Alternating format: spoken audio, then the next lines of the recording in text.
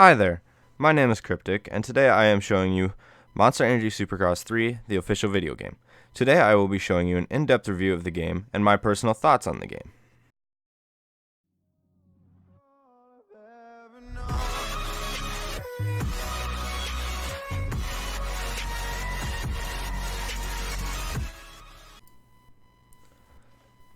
Alright, so we have a lot of things to talk about today, so we're just going to hop right into it. My goal is to keep this video as short as possible so I don't take as much of your time and you can quickly make the decision if you want to buy this game or not.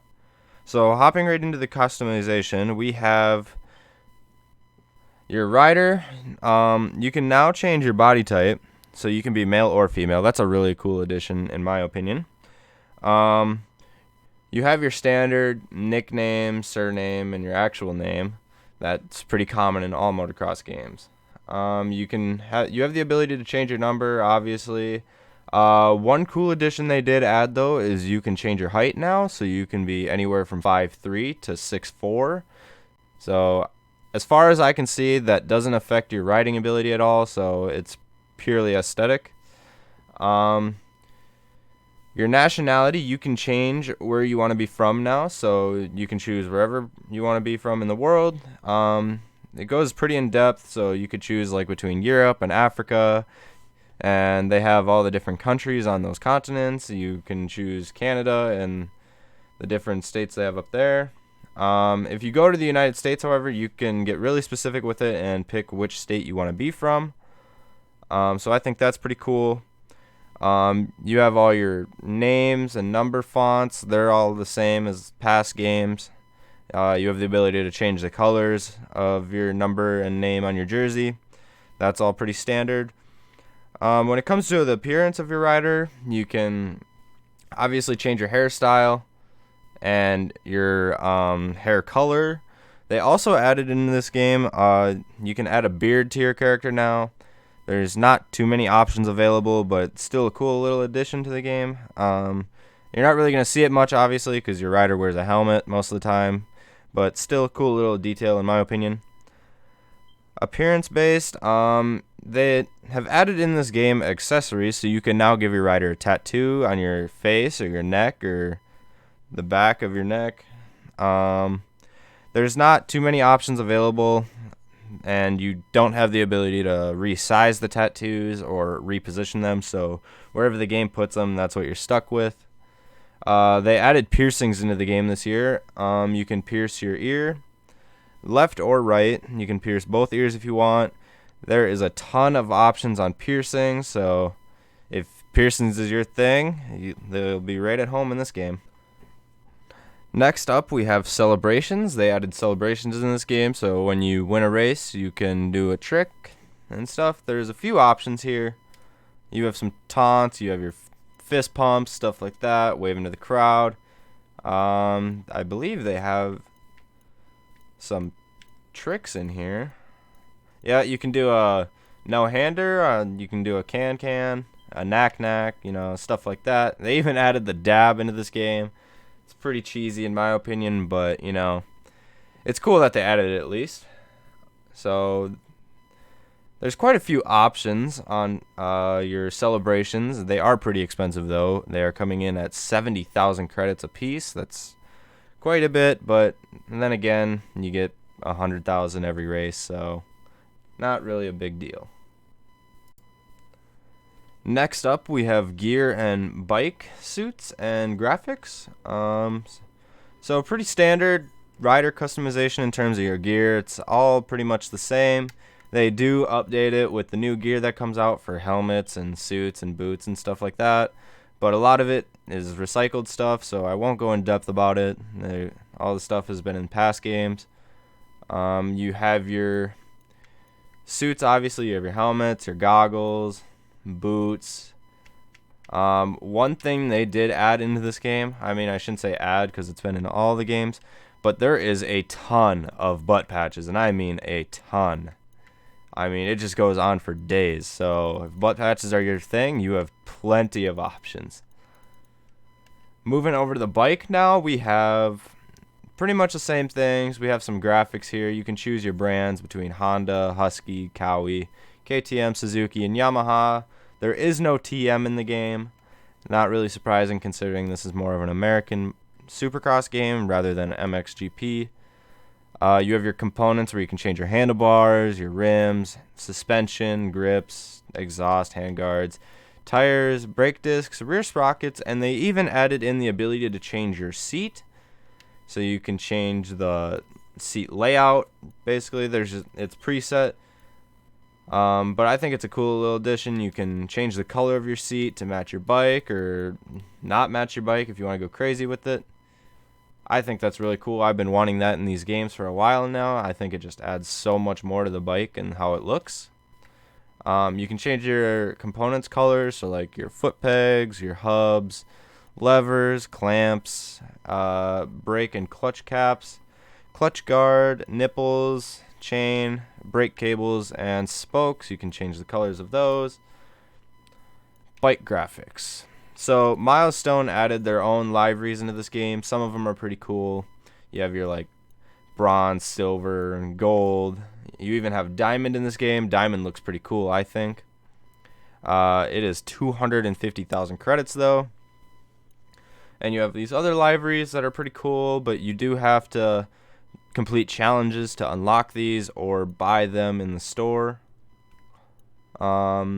They added quite a bit, actually. There's quite a few options. They're pretty not realistic, I should say, because, you know, a lot of people wouldn't be running these graphics on their bikes in real life. So if you're looking for realism with your graphics, you're kind of going to be disappointed with Milestone libraries anyways. They have the same graphics brands as in past games. The graphics are a little different, but not really. They're pretty much all the same. A couple of these are new, though, and I personally think they look a lot better. It's definitely an upgrade, but at the same time, it's kind of not because there's nothing too crazy or too new. They're pretty much recycled. You can change your number plates and like the sizing of your number and the positioning. Let's see what else we got here. We got your models, so you can, like I said, you can choose between Honda and stuff. Let's see. One thing they did add into the game now is you can choose to ride without being on an official team, but you can still buy the team's bikes, so you can still have their gear and the bike graphics. So I think that's pretty cool. However, it does come in a preset, so like you can't run your own custom gear on an official team's bike, so that's pretty disappointing.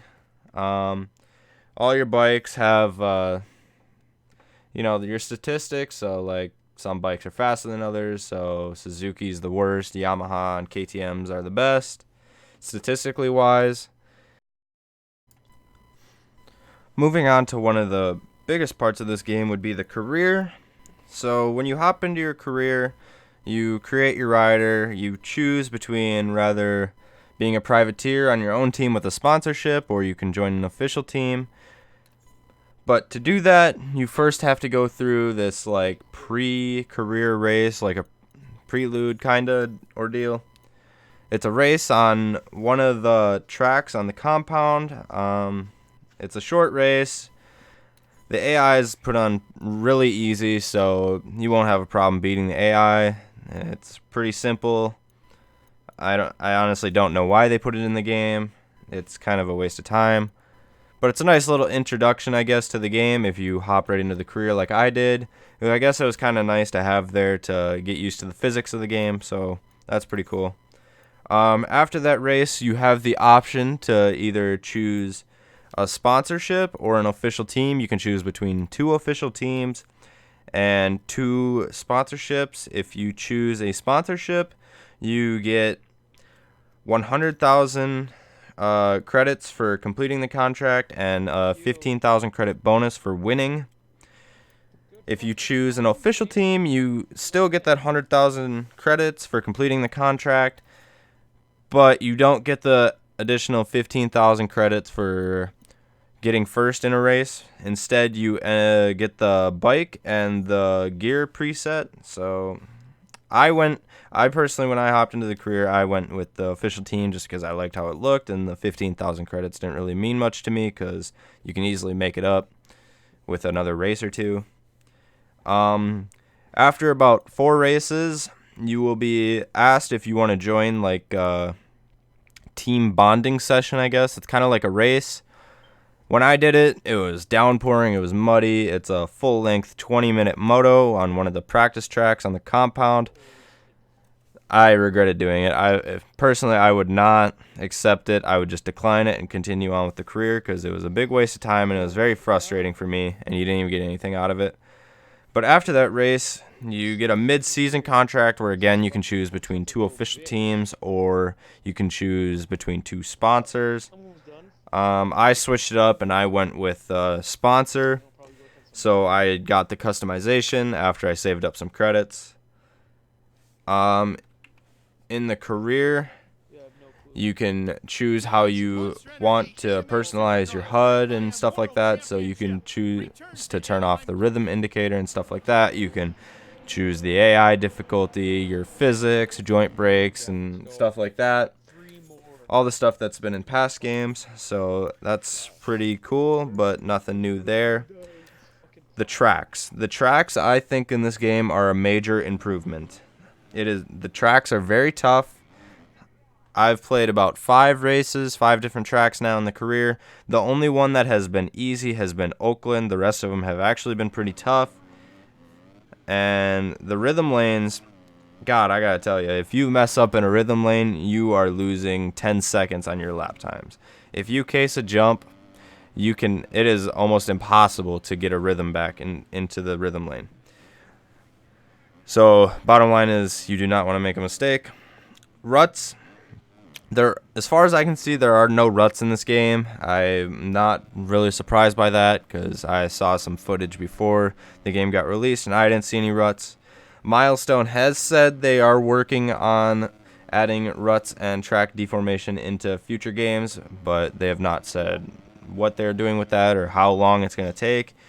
But they said they do plan on working on it in the future. You do have different soil types in the game this year. Obviously, you have your dirt. It's pretty standard dirt, and there's like no difference in between like dirt and clay or hard packed or soft, as far as I can see. But there is sand in the game, and the sand does make a huge difference. If you are on the gas, you will slide out in the sand if you're going around a corner. But that's really the only difference you can feel in the soil with the game. So like you can't really feel the difference between a hard pack track or a soft track. It's pretty much all the same until you get into the sand section. Difficulty of this game, the bikes are pretty hard to control. I mean, the feel of the bike is if you take off a jump and you're like going off track, in past games you could kind of turn the sticks and pull the bike back onto the track. This game you cannot do that at all. If you are banking on being able to pull the bike back in, you are going off track. I have crashed so many times because I thought I would stay on track, but then I would just jump right off the track into the tough blocks or something like that, and I would not be able to pull the bike back onto the track. And if you touch a tough block in this game, you are going down. That is the bottom line. The tracks, like I said, they're pretty difficult. They're pretty, I wouldn't say one-lined, but unless you get a perfect drive, it is very hard to triple or quad in this game, so it's a lot of doubling and on-offs and stuff like that. But if you get a good rhythm going, you can get a good flow. You will be able to hit some triples. I haven't hit a quad yet. I've been close, but I have only rode 250, so I'm sure if you got on a 450, you could hit some quads. But like I said, if you mess up your rhythm, you are losing big time. If you come up short on a jump, I haven't gone down from casing a jump at all, but your bike and rider will bounce like pretty high up in the air, and you will lose some time there. I don't know if that's how they intended it, because when you case a jump, you like bounce higher than I think you personally should, and you don't really crash. So the game doesn't really punish you for that, but you do lose a lot of time. Moving on to the AI. The AI difficulty is based on track to track, basically. So in the gameplay I'm showing you in this video, this was Anaheim 2. The AI was super hard. I was pushing the whole time. I was struggling to get a top 10. Even one time, I don't even think I got top 15. I mean, if you crash in this game, especially on like Anaheim 2, you will be punished. And if an AI passes you, you will not be able to pass them back. You can haul ass and try to keep up with them, but you will, trust me, you will not be passing them back. And if you do, it won't be for very long. I've done about 5 races now in the career. The first 4 tracks have been pretty difficult. Anaheim 2 was the hardest by far. But then in the 5th race, I got to Oakland. It was pretty easy. I beat the AI probably by 25 seconds in a main event. I was lapping them. I mean, I was crashing left and right, and they still couldn't pass me. So it's based on track to track. Some tracks they are super good on. Other tracks, not so much. However, they do, for the most part, stay with you. So if you win a race, they usually won't be more than 10 seconds behind, or sometimes even 5. So I think that's cool. If you make a mistake, more times than not, the AI will pass you. So they will be right there for when you make a mistake. They will get by you, and you will not be able to pass them back. Line choice, the AI has definitely improved. They are not all one line following each other. They will mix it up. Some will triple, some will double, some will double triple, some will double double. You know, it adds variety to the game, and even sometimes if there's a split lane, they're not just taking one side of the split lane. They will take both, so that's an improvement, I think. The lap times based on the AI, especially in qualifying, are pretty questionable. I remember one race I was in qualifying and I pushed myself as hard as I could go, and I think I ran a 110, and we had Dylan Ferrandez running a 104, and nobody else was within 5 seconds of that. So I don't know if that was a glitch or something, but they are pretty quick in qualifying. Let's see. We got the physics next.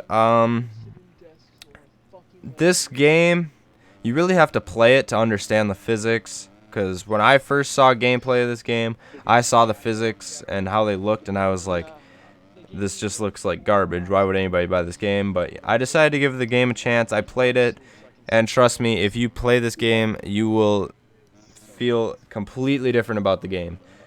I know the physics don't look the best or the greatest, but when you're actually behind the controller on the sticks, the game feels really good. The physics feel really good. On the ground, you feel connected to the ground. You know, the track feels bumpy. You can, if you leave your vibration on your controller, you can feel the vibration from the track and stuff like that. So it adds a little bit of immersion to it. I think that's pretty cool. That's definitely an improvement. The ground physics, they're phenomenal. I mean, the bike bounces around when you hit bumps and stuff like that. They've definitely improved in that department. The ground physics look great. I think it's the best in any games that they've released before. The sand, like I said, if you're in the sand, your bike will slide out and you will lose traction. So that's really good. That's an improvement, I think, because in past games you've been able to just blow by in the sand and get through it without really a problem. The air physics, I mean, they did free up the air physics so you can really move the bike around now. I wouldn't say they look great, but just the fact that you can move the bike around in the air now, I think that's a really good improvement. For example, they still do have the preset whips, so if you turn your sticks in towards each other or away from each other, you can do the preset whip. But they have added into the game now, whereas if you turn both sticks to the right or both sticks to the left, you can throw kind of like a oppo whip. I think it looks pretty good. It definitely could look better, but it's a pretty big improvement, I think. So they did a really good job with that in terms of freeing up the physics. Now they just need to work on fine-tuning them, I would say. So cleaning them up, making them look better, look more realistic. The rider, in terms of when you whip the bike, he does move around a lot. He kind of like turns his head. I think it's kind of funky, but it does show that the rider does move. And even for on the ground, the rider's moving around. When you hit a bump, he's moving. When you turn, his elbows are moving and stuff like that. So they did a really good job of freeing the rider up on the bike and making it look like he's more like a part of the machine and making it more realistic. The cornering physics in this game are amazing. They're top of the line. I honestly think they are up there with Reflex and MX Sim. They have done a really good job with the corner physics. I don't know what they did, but it is really good. You can no longer just hold the bike wide open around a corner and expect not to go down. If you do, you will slide out and crash. The whoops are technical this year, but it's kind of weird because if you mess up in a whoop section, you're getting popped up like you're going off a triple jump or something like that. But you no longer can just pull back on the right stick and hold it wide open. There is some technique to it now. I mean, you can still do that for the most part, but sometimes if you are not careful, you will dip the front tire and you will go over the bars. So that's something to look out for. The whoops come in different sizes this year, so they're not all just one size. And they are technical. I will say that. They are technical. If you are not careful, like I said, you can go over the bars or you can get a little squirrely in the whoops and your back end will kick out. So that's an improvement by far. I think it's the best they've ever done with the whoops. The rhythm sections, some of them are tough. I mean, they're pretty hard to get a rhythm. The physics, though, if you case a jump even by a little bit or come up short, you lose a lot of momentum. So if you want to hit triple, triple, triple line in a rhythm section, you have to hit it perfect. If you mess up even a little bit, you will not be able to get that line. You will have to double or single all the way through. The jumps, in terms of scaling, I think they look pretty good. The scaling's pretty good. A couple of the triples are massive. You will get thrown way up in the air. I think they could scale down the triples a little bit. The triples do look pretty big. Other than that, though, most of the jumps I think are pretty good. The on-offs, they work great this year. You can go like I guess I'd call it a triple where you jump over the on-off and then you land on the backside of the table and then jump off the landing.